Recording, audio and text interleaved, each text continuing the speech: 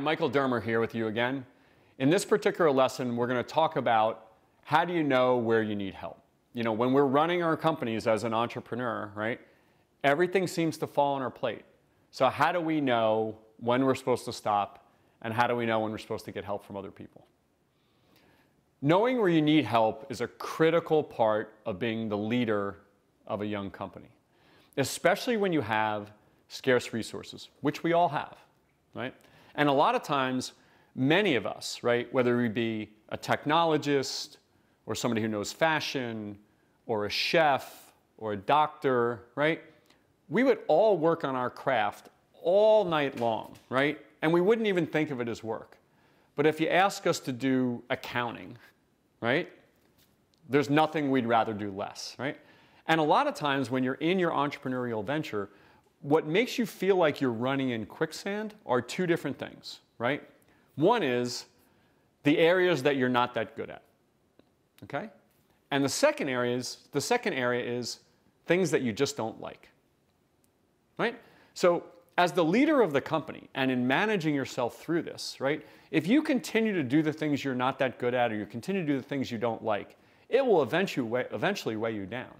You'll write code all night long. You'll design the new dress all day long, right? But if you're asked to do these things that you're not good at or you don't like, it'll really weigh you down. So first and foremost, it's understanding that that's actually not a flaw. It's not a flaw to say, I don't like to do this or I don't know how to do this. It's actually a strength. Acknowledging what you don't know how to do, right, is critical of saying, great, that's a problem. I need to fix accounting. What's the best way for me to solve this problem? Not just me trying to run the next foot in a pile of quicksand, right? So the first thing to do is identify those things that you're not good at, right? These are the types of things that your business actually needs, but you may really struggle with, okay? Accounting is a really great example. There are lots and lots of third-party resources and consultants for very, very little money. Frankly, you might even be able to go to the alumni group at your university, right? And you might have MBA students that might even help you for free, okay?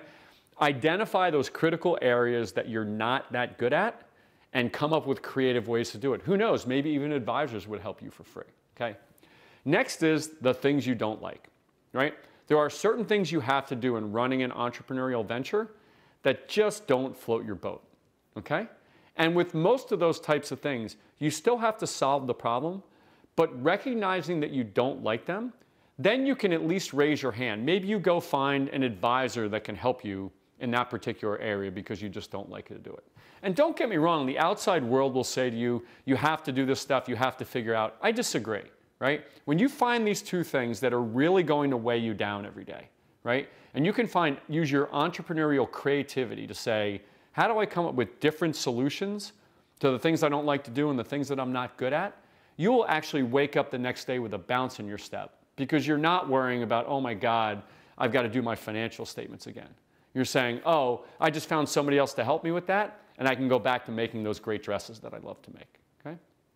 Remember, in addition to this video, we really try to spell out for you how to think about these areas of the things you don't like and the things you're not good at. So take a look at that information inside of this lesson.